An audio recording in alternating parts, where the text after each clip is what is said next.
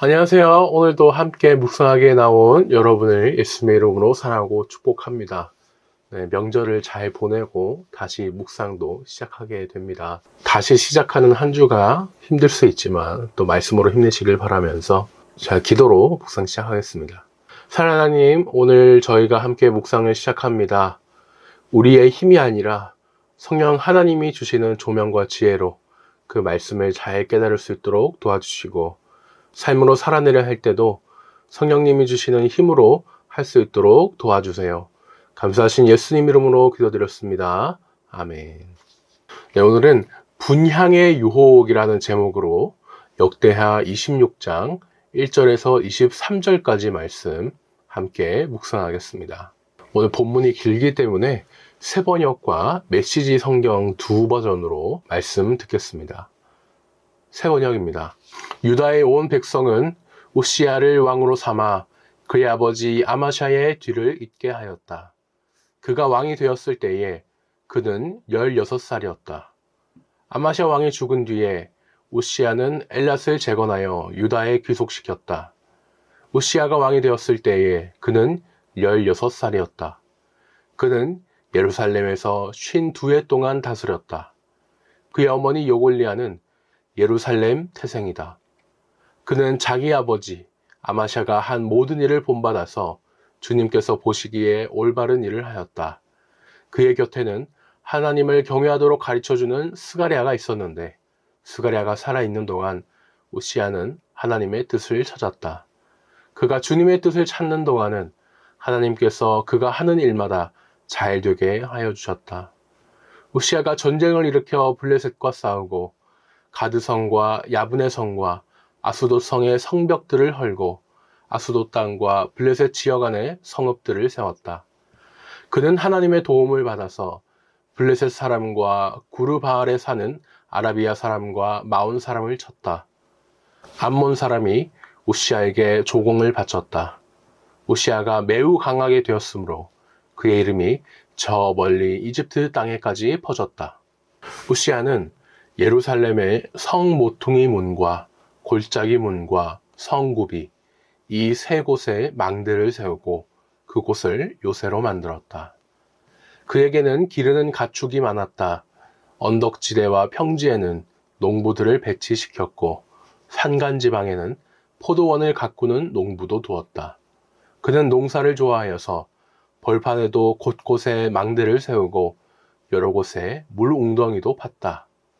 우시야에게는 언제든지 나가서 싸울 수 있는 큰 규모의 군대가 있었다. 여이엘 병적 기록관과 마아세야 병무 담당 비서관이 이들을 징집하여 병적에 올렸다. 이 두 사람은 왕의 직속 지휘관 가운데 한 사람인 하냐냐의 지휘를 맡았다. 그 군대에는 2600명의 장교가 있고 그들의 밑에도 왕의 명령이 떨어지면 언제라도 대적과 싸워 이길 수 있는 30만 7,500명의 군인들이 있었다. 우시야는 이 군대를 방패와 창과 투구와 갑옷과 활과 무림내로 무장시켰다. 예루살렘에는 무기 제조 기술자들을 두어 새로운 무기를 고안하여 만들게 하였으니 그 무기는 망대와 성곽 모서리에 설치하여 활과 큰 돌을 쏘아 날리는 것이었다. 그의 명성이 사방으로 퍼졌고 하나님께서 그를 도우셨으므로 그는 매우 강한 왕이 되었다. 우시야 왕은 힘이 세어지면서 교만하게 되더니 드디어 악한 일을 저지르고 말았다. 주님의 성전 안에 있는 분향단에다가 분향을 하려고 그리로 들어간 것이다. 이것은 주 하나님께 죄를 짓는 일이었다. 아사랴 제사장이 용감하고 힘이 센 주님의 제사장 80명을 데리고 왕의 뒤를 따라 들어가면서 우시야 왕을 말렸다. 제사장들이 외쳤다. 우시야 임금님께서는 들으십시오. 주님께 분향하는 일은 왕이 할 일이 아닙니다. 분향하는 일은 이 직무를 수행하도록 거룩하게 구별된 제사장들, 곧 아론의 혈통을 이어받은 제사장들만이 할 수 있는 일입니다. 이 거룩한 곳에서 어서 물러나시기 바랍니다. 왕이 범죄하였으니 주 하나님께 높임을 받지 못할 것입니다. 우시야는 성전 안 분향단 옆에 서서 향로를 들고 막 분향하려다가 이 말을 듣고 화를 냈다. 그가 제사장들에게 화를 낼 때에 그의 이마에 나병이 생겼다. 아사랴 대제사장과 다른 제사장들이 그를 살펴보고 그의 이마에 나병이 생긴 것을 확인하고 그를 곧 그곳에서 쫓아냈다. 주님께서 우시야를 재앙으로 치셨으므로 그는 급히 나갔다. 그는 죽는 날까지 나병을 앓았다. 주님의 성전을 출입하는 것도 허용되지 않았으므로 나병 환자인 그는 별궁에 격리되어 여생을 보냈다. 왕자 요담이 왕실을 관리하며 나라의 백성을 다스렸다. 우시야의 통치 기간에 있었던 사건들은 초기의 것에서부터 후대의 것에 이르기까지 아모스의 아들 예언자 이사야가 기록하여 두었다. 우시야가 죽어서 그의 조상과 함께 잠드니 그가 나병 환자였다고 해서 왕실 묘지에 장사하지 않고 왕가에 속한 변두리 땅에 장사하였다. 왕자 요담이 아버지의 뒤를 이어서 왕이 되었다. 아멘. 마지막 메시지입니다. 유다 백성은 16살밖에 되지 않은 우시야를 데려다가 그의 아버지 아마샤를 대신하여 왕으로 삼았다. 아버지가 죽어 묻힌 뒤에 우시야는 가장 먼저 엘랏을 재건하여 유다에 귀속시켰다. 우시야는 왕이 되었을 때 16살이었고 예루살렘에서 52년 동안 다스렸다. 그의 어머니는 예루살렘 출신 여골리아다. 그는 아버지 아마샤를 본받아 하나님 보시기에 바르게 행했다. 그는 하나님을 신실하게 찾았다. 그의 목자이자 스승인 스가랴에게 가르침을 잘 받아 하나님 앞에 순종하며 경건하게 살았다. 스가랴가 살아있는 동안 우시야는 경건한 삶을 살았다. 하나님께서 그에게 복을 주셨다. 우시야는 위험을 무릅쓰고 블레셋 사람과 싸워 요새 성읍인 가드, 야브네, 아수돗을 뚫고 쳐들어갔다. 그는 또 아스돗과 기타 블레셋 지역에 성읍들을 세웠다. 하나님께서는 블레셋 사람, 구르바알의 아랍 사람, 마온 사람과의 여러 전쟁에서 우시야를 도우셨다. 암몬 사람도 그에게 조공을 바쳤다. 우시야의 명성은 멀리 이집트에까지 퍼졌다. 그는 아주 막강해졌다. 우시야는 예루살렘의 성 모퉁이 문과 골짜기 문, 성벽 모퉁이에 방어 망대를 세웠다. 지방에도 망대들을 세우고 물 웅덩이를 팠다. 그는 아래 구릉지대와 바깥 평지에 솥대를 길렀고 산지와 들판에 농부와 포도나무 가꾸는 사람들도 두었다. 그는 이것저것 기르기를 좋아했다. 우시야에게는 언제라도 싸울 수 있게 잘 준비된 막강한 군대가 있었다. 그의 군대는 서기관 여이엘, 야전사령관 마아세야, 작전참모 하냐냐의 지휘 아래 중대별로 조직되었다. 군사들을 관할하는 가문 지도자들의 명단이 2,600명에 달했다. 그들 밑으로 30만 7천 명 규모의 증원 부대가 있고 그중 500명이 상시 경계에 임했다. 모든 공격에 대비한 왕의 막강한 방어 전략이었다. 우시야는 방패, 창, 투구, 갑옷, 활, 물맷돌로 군사들을 철저히 무장시켰다. 또 예루살렘의 망대와 모퉁이마다 최신 기술의 군 장비를 설치하여 그곳으로 화살을 쏘고 돌을 던지게 했다. 그 모든 일로 그의 명성이 사방으로 퍼졌다. 모든 것이 그의 뜻대로 되는 듯 했다. 그러나 우시야의 힘과 성공은 그를 자만에 빠뜨렸다. 그는 거만하고 교만해져 마침내 넘어지고 말았다. 어느 날 우시야는 하나님을 업신여기고 하나님의 성전이 제 소유인 양 그 안에 들어가서 향제단에 직접 향을 피웠다. 제사장 아사랴가 그를 말렸고 하나님의 용감한 제사장 80명도 만류했다. 그들은 우시야를 가로막고 말했다. 우시야 왕이시여, 이러시면 안 됩니다. 이것은 있을 수 없는 일입니다. 거룩하게 구별된 아론 자손의 제사장들만이 향을 피울 수 있습니다. 하나님의 성전에서 나가십시오. 이는 옳지 않으며 부끄러운 일입니다. 그러나 손에 향로를 들고 미리 분향을 시작한 우시야는 화를 내며 제사장들을 물리쳤다. 그는 제정신이 아니었다. 그들이 서로 분노의 말을 쏟아내며 말다툼을 하고 있는 중에 우시야 왕의 이마에 피부병이 생겼다. 그것을 보자마자 대제사장 아사랴와 다른 제사장들이 재빨리 그를 성전에서 내보냈다. 그가 급히 나갔다. 하나님께서 자기에게 병을 주셨음을 우시야도 알았다. 우시야는 죽을 때까지 피부병을 앓았고 격리된 채 여생을 보냈다. 그는 하나님의 성전에 발을 들여놓을 수 없었다. 왕궁을 관리하던 그의 아들 요담이 왕위를 이어받았다. 우시야의 나머지 역사는 아모스 아들인 예언자 이사야가 처음부터 끝까지 기록했다. 우시야가 죽자 사람들은 그를 왕실 묘지 옆의 밭에 그의 조상과 함께 묻었다. 피부병 때문에 그는 왕실 묘지에 묻힐 수 없었다. 그의 아들 요담이 뒤를 이어 왕이 되었다. 아멘. 지금까지 저희가 3번 말씀을 들었습니다.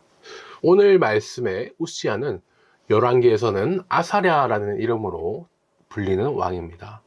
우시야, 아사랴 이 두 이름 다 그 뜻은 한 사람을 가리키는 것이고 각각 여호와의 힘, 여호와의 도움이란 뜻으로 둘 다 좋은 뜻을 가지고 있습니다. 한 사람의 이름을 하나만 쓰면 되지 왜 헷갈리게 역대기와 열왕기에 이렇게 다른 이름을 쓰셨을까 싶은데요.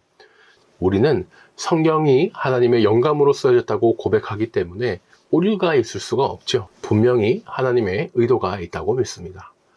그 의도가 무엇이냐? 하나님의 도움이라는 아사랴라는 말보다 오늘 말씀에서 우시야의 힘과 권력이 엄청 강해지면서 힘과 권력에 더 초점을 둔 것입니다. 우시야의 삶이 정말 그렇습니다. 처음 우시야가 하나님의 말씀을 잘 따랐을 때는요, 모든 풀이 술술 잘 풀리는 복을 받아요. 하지만 그게 하나님이 도와주셨다는 것을 잊고 스스로 잘났다고 생각하는 그 교만한 마음과 욕심 때문에 결국에 자신이 해서는 안 되는 일까지 저지르고 맙니다. 바로 제사장만이 드릴 수 있는 분향을 해버린 것이죠. 이미 가장 높은 왕의 자리에 있는데도 더 많은 것을 자기가 누리고 싶고 또 휘두르고 싶어 한 것입니다. 그것이 하나님이 정해놓으신 거기 때문에 하면 안 되는데도 내 마음대로 하겠다는 그 정말 교만한 마음이 있었죠. 결국 이런 우시야는요, 살아있을 때 큰 부끄러움을 겪게 되고 죽은 뒤에도 훌륭하지 않은 사람으로 계속 기억되게 됩니다. 큰 1번입니다. 1절에서 15절을 보니 우시야가 말씀에 순종할 때 하나님께 큰 복을 받아 누립니다. 우시야가 전심으로 하나님을 찾고 말씀에 순종할 때 하나님이 우시야를 어떻게 하십니까? 5절을 보니 모든 일이 형통하게 잘 되도록 하셨습니다. 우시야는 유다의 나라의 10번째 왕입니다. 그 위로 더 왕의 족보를 따라 올라가 보면 아버지와 할아버지도 당연히 이제 왕이었을 텐데 그 왕들도 행동이 비슷합니다. 아들, 아버지, 할아버지까지 이르는 이 세 왕들이 모두 다 공통점이 있는데요. 처음 왕이 된 처음에는 하나님을 잘 따랐지만 나중에는 마음이 변해서 악하게 변했다는 그 공통점이 있습니다.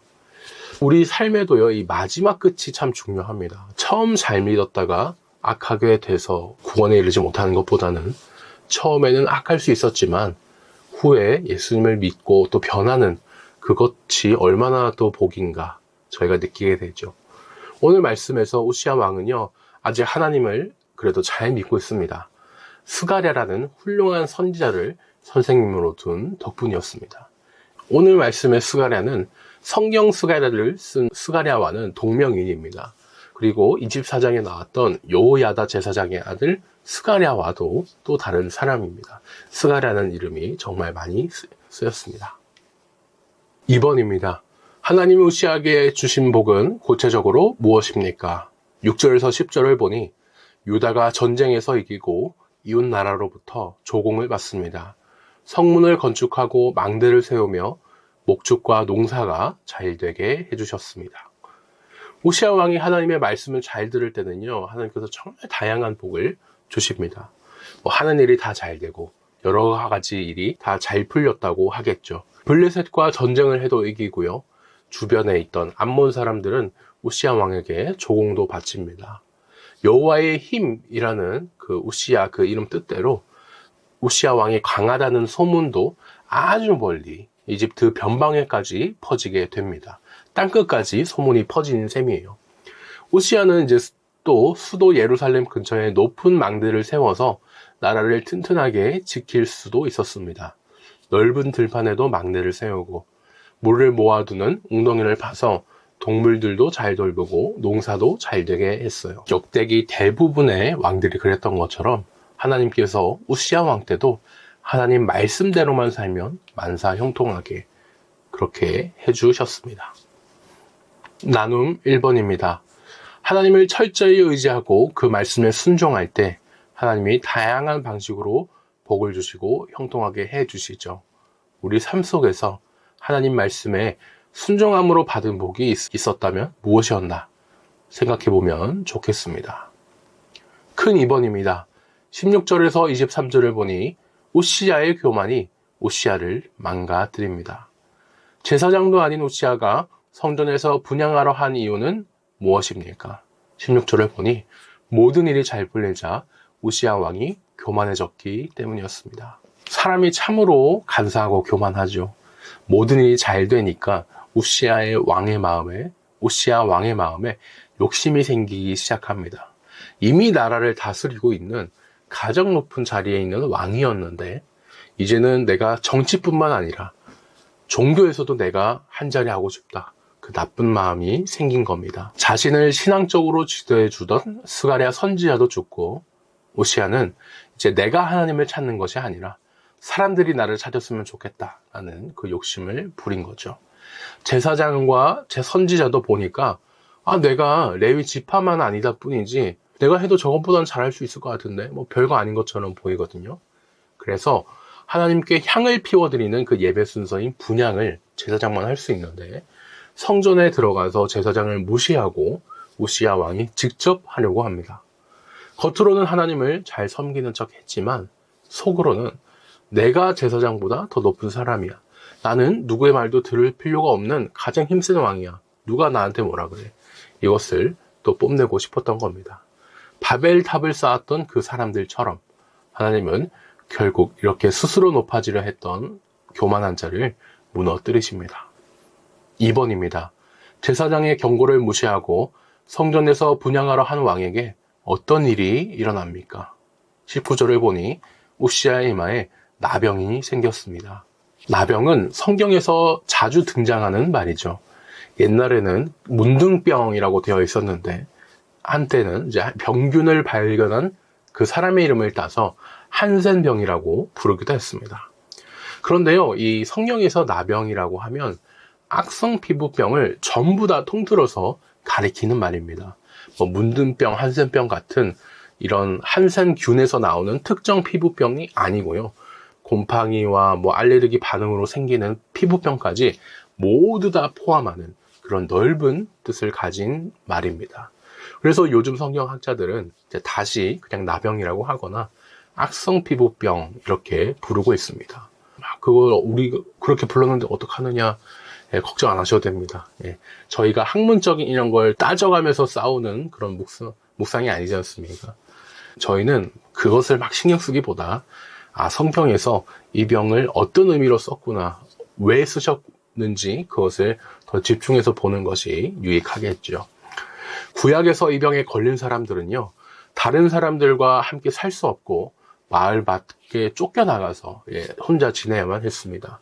하나님께 예배드리던 성막, 성전 여기에도 출입할 수가 없었죠. 옛날에 모세의 누나였던 미리암도 막 모세를 비난하고 그 권위를 무시했다가 이 병에 걸린 적이 있었습니다.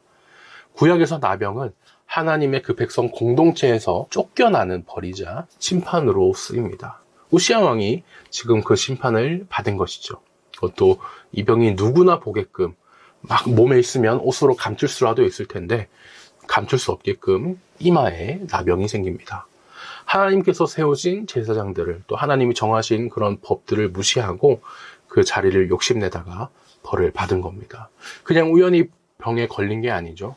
너무 큰 욕심과 교만한 마음 때문에 또 하나님을 가볍게 여기며 무시한 것 때문에 벌을 받은 것입니다. 3번입니다. 우시아의 시신이 역대 왕들의 묘실에 안치되지 못한 이유는 무엇입니까? 23절을 보니 악성 피부병에 걸려 부정해졌기 때문에 죽어서도 왕의 묘실에 안치될 수 없었습니다. 이 병의 가장 큰 특징이 하나 더 있는데요. 바로 깨끗하지 않다는 겁니다. 부정하다고 하죠.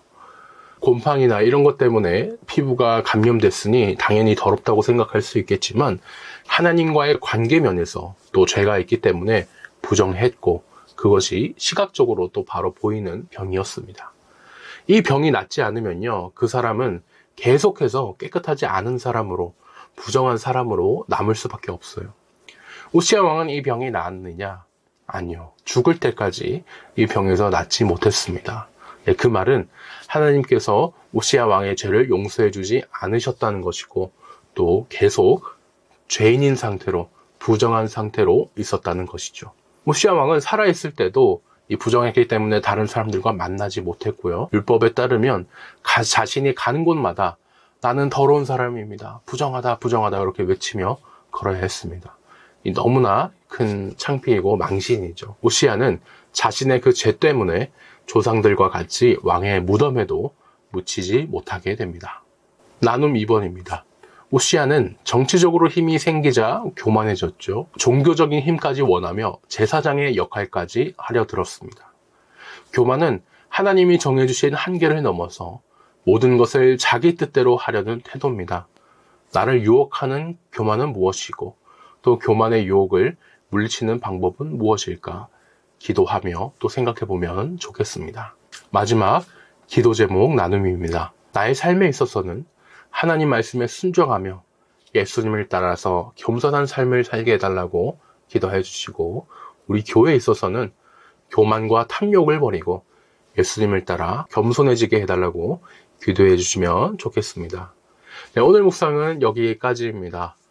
다시 시작한 한 주, 정신이 없는 와중에 힘드시지만 힘내면서 또 저희는 주님 부활하신 기쁜 주일날 함께 뵙겠습니다.